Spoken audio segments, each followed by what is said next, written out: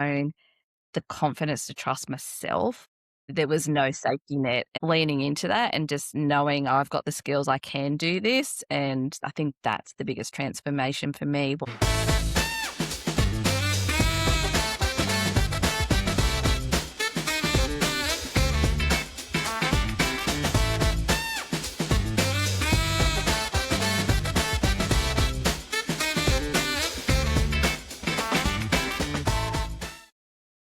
Hello, everybody, and welcome to the Healthy Business Lab podcast, where we interview amazing allied health and related business owners to get their insights, evolutions, and experiments in business. And today I'm super excited to have Rachel Elliott from Nurturing Connections OT on the episode here today. Rachel, thanks for joining us. Thanks for inviting me. I'm excited to have a chat today and see where the conversation goes. I love that, seeing where the conversation goes. With a little pre-chat that we had a number of weeks ago, I know that you're going to be able to share a bunch of amazing insights and experiments, but I always like to get our guests to introduce themselves and share a bit of expertise in their background. I am an occupational therapist, hence the Nurturing Connections OT part. I've been working in the paediatric space for pretty much my whole career, so 21, 22 years now. So a long time. I've worked in health and public health. I've worked in private practice. I've worked in schools. So I've gone like a broad kind of range as well. I love working with pediatrics caseloads and the families. Over the probably last 5 or so years, I really switched to more providing supervision and leadership. So I was running a group private practice with another business partner, and I was doing, supervision, and then I started offering the external supervision, and that led to now. And the trial and error of leadership is what has helped me dig a little bit deeper into that space and helping other OTs as well. So that's it in a nutshell.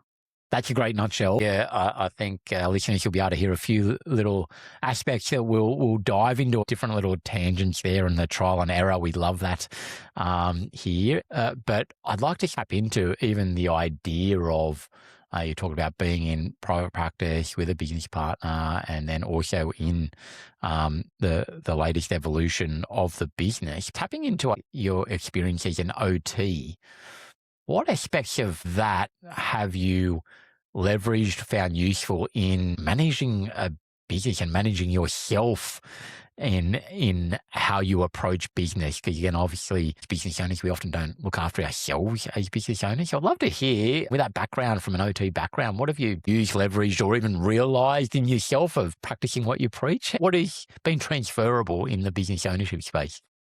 I actually think there's lots of transferable skills in the OT theory and learning side of things, because task analysis, we can break down things and so easily and then pack it together. But I think also the biggest take home for me is that regulation, being grounded, and I'm not always good at it. I'm much better at supporting other people.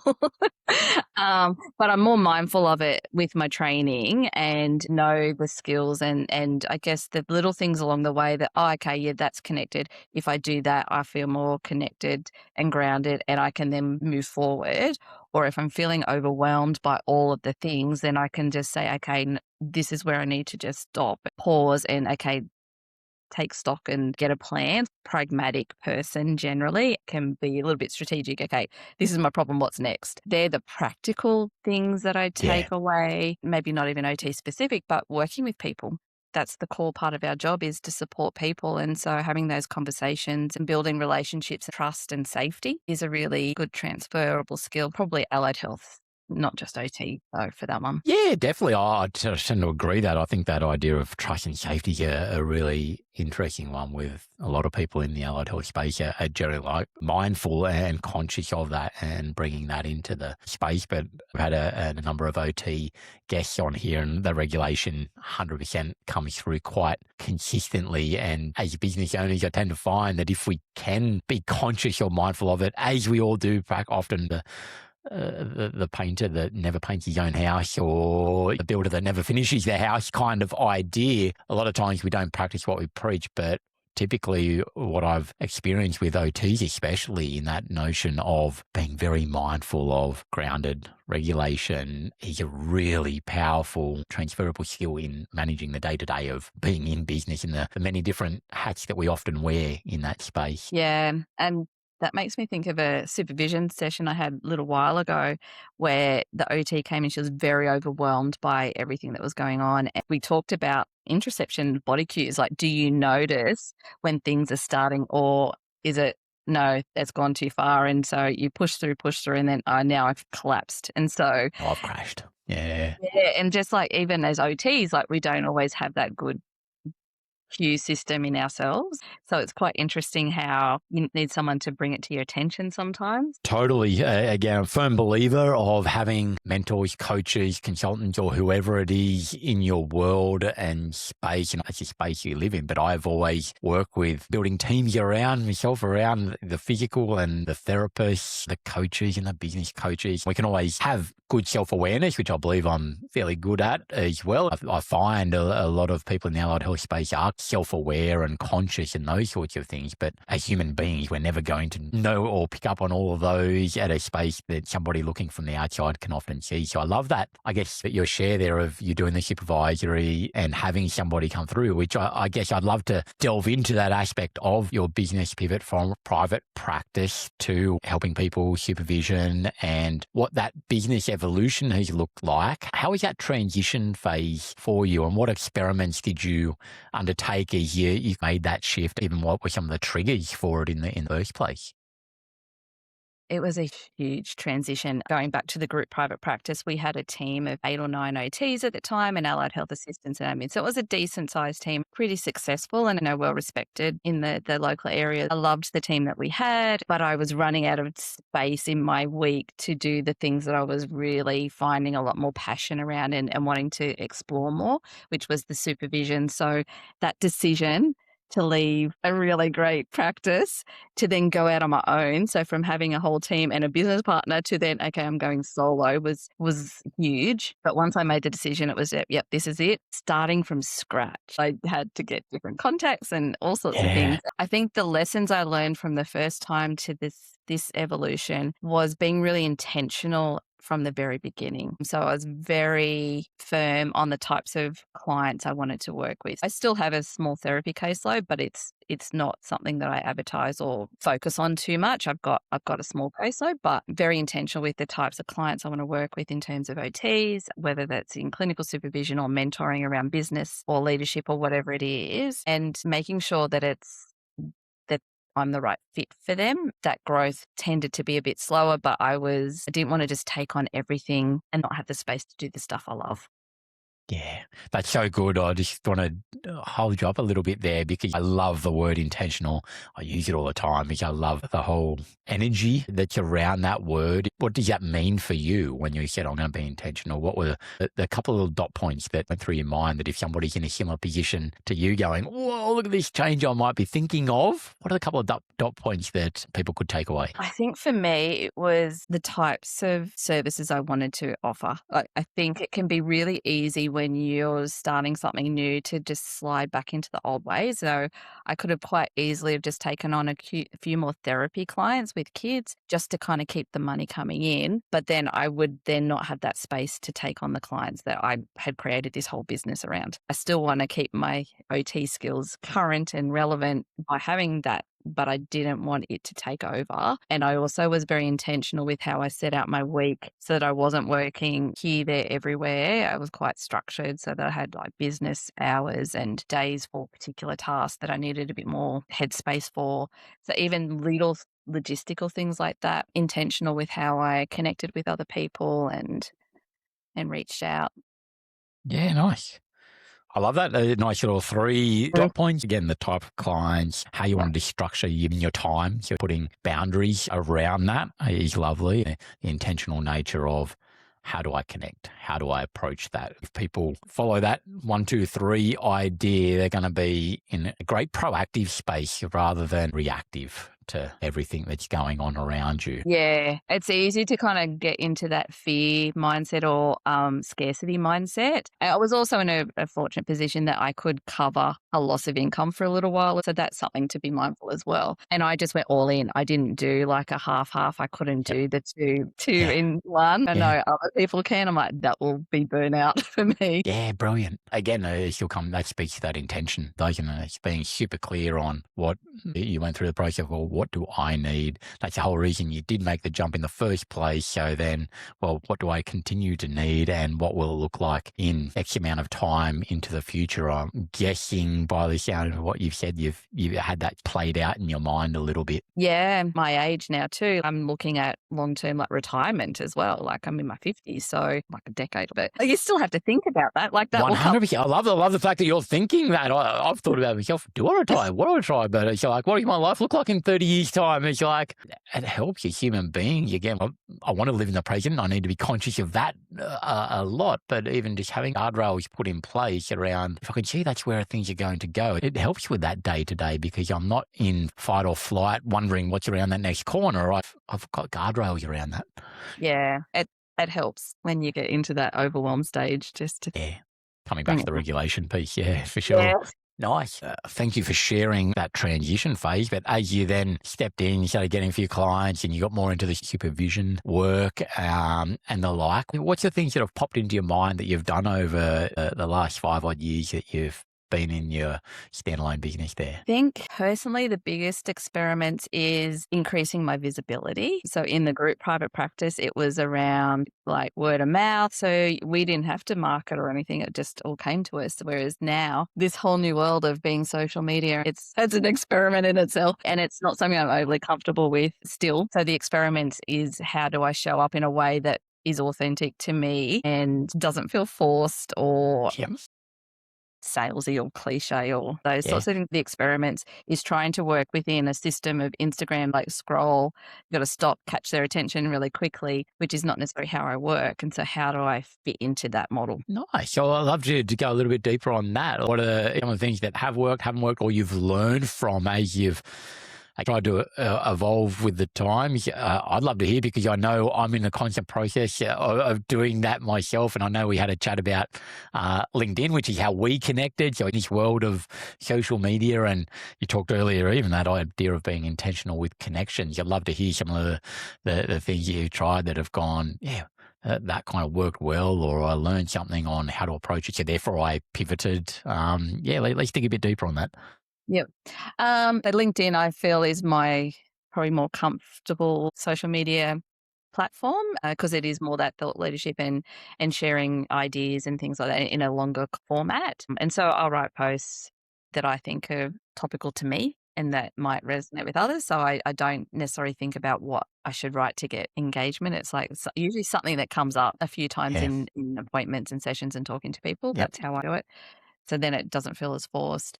With this Instagram side of things, the experiments are like how I word things and how I then engage. And the whole DM thing is still a work in progress. Love it. I love a work in progress. I like your framing of it is lovely. It's a work in progress. Great. Yeah. And I just like the pages or the profiles that attract my attention. It's like, oh, wow, that's really cool. And so then I'll reach out to them and just say, oh, I loved this. And then maybe ask a follow-up question like you're doing here in this to get a deeper understanding. And you just have those conversations. Nice. Which then builds your confidence as well. And I guess the other experiments I'm doing at the moment is doing some masterclasses, looking at topics like the one I've got at the moment is how to set boundaries that stick, trying to share some tips, my insights and ways of thinking about it with a broader group of people. So that's my latest experiment. And then tweaking it each time just to improve it and see what resonates and how I can get better at and add value. I guess that's the thing, isn't it, with social media? You just want to add value. You don't want to add to the noise. Yeah. I think in the allied health space and people wanting to help people, sometimes there is a reluctance to potentially put ourselves out there.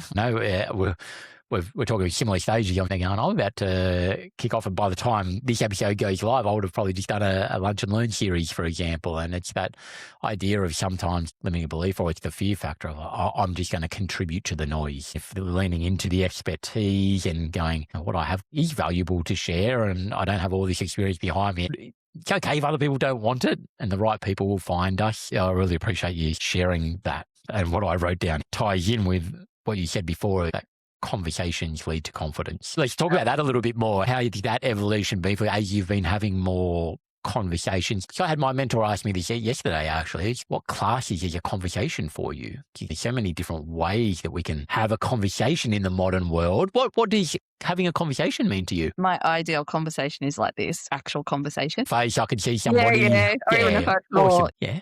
I just think it's easier for me. Yep. I think conversations are like commenting on something that resonates with you, but also putting out content and having conversations where it might resonate with other people and trying to form that. But even just reaching out to people that I've known in the past that I know, might be interested and just seeing if there's ways that we can help each other. And it's more that type of conversation. Yeah, and sort of into collaboration. I'm hearing a lot of C's here. I like it. Yeah. I like it when I get a bit of alliteration going here. Yeah, I love a good collab because then you get to bounce ideas off each other as well, and it's less isolating. I think that's the other thing around connections. Yeah, cool. Going back to what you said at the end of the day, it's about adding value, and I agree with some of the different things that you touched upon as being a conversation, even commenting on somebody's post.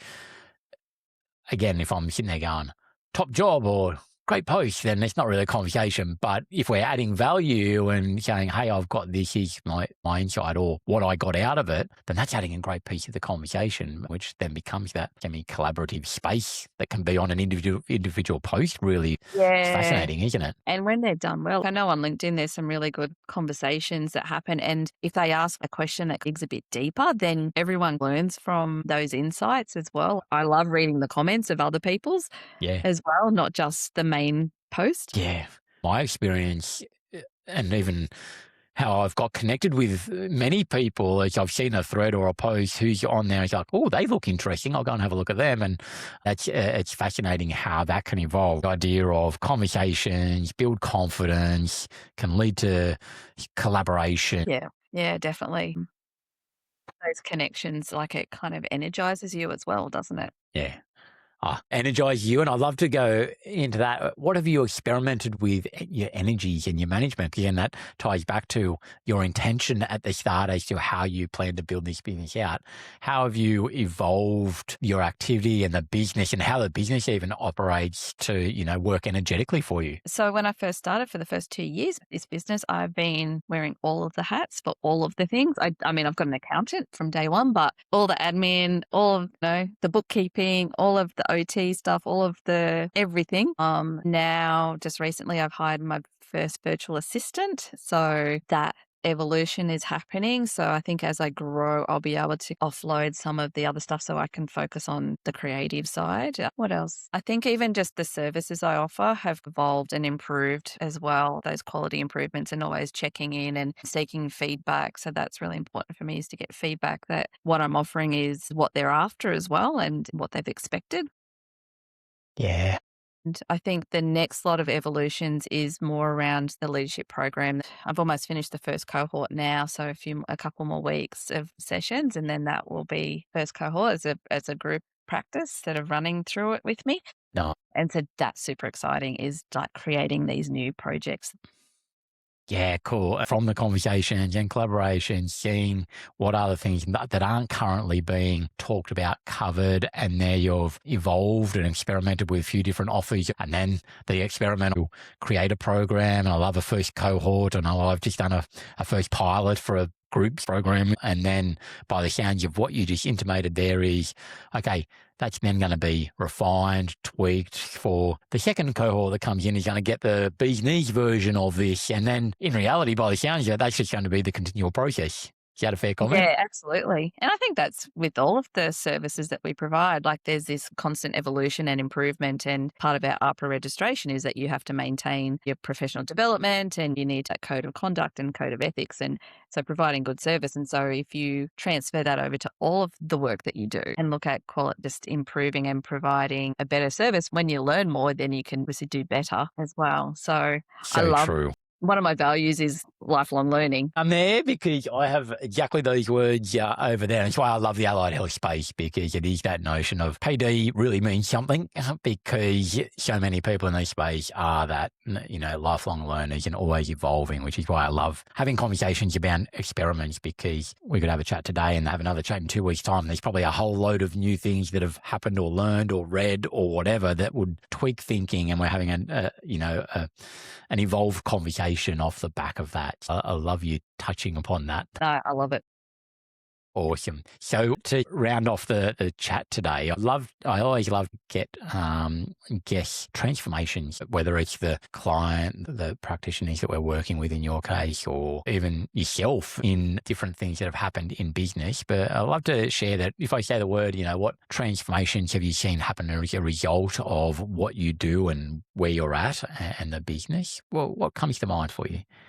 I think with the practitioners that I work with, particularly in supervision, the feedback I get is actually with one of the leadership programs I did it a one-on-one with one of the OTs, and her boss emailed some feedback around their professional part, like review, and the outstanding PD that she had done was the program with me, and then listed 9 or 10 different dot points of how it improved her business as a supervisor in her practice. That confidence and just strategies to keep grounded and intentional, and also working in a way that feels authentic to her, not like some version that she thought she should be or copying someone else. That was pretty awesome feedback, and really tangible transformation. And the other thing I think for me is going from a practice where I had a whole team and support network to going on my own, the confidence to trust myself. There was no safety net. Leaning into that and just knowing, oh, I've got the skills, I can do this. I think that's the biggest transformation for me, knowing that self-trust, I can do it. So good. I know I've got some nice little goosebumps over those, because I love that. That's part of the reason why I asked that question. It's like, oh yeah, that's just often rounds the conversation around why you've did what you've done in the very start, what you've evolved, what you're doing, to then see these outcomes and transformations for the people we work with or we work for. The one that you shared with one of your practitioners there was even the third party validation of her boss to come in from and share the dot points of what they've seen. He's brilliant. I love that idea of that they can see the transformation of that, whatever that practitioner no doubt felt themselves, and that flows through to the amazing work that you're doing there. Brilliant. And that's what we're all about here, and why we want to have lots of these cool conversations is because we want awesome allied health business owners out there doing cool work, making intentional decisions, building sustainable businesses and practices, or whatever it looks like, to help support the communities that are around them, and the ripple effect that the capacity for allied health to have those ripple effects out is just amazing. So good, Rachel. I really appreciate your time on today's episode. And so, as we talked about collaborations and conversations and those sorts of things earlier, I'd love for you to share where's the best place for people to connect and find you. Yep.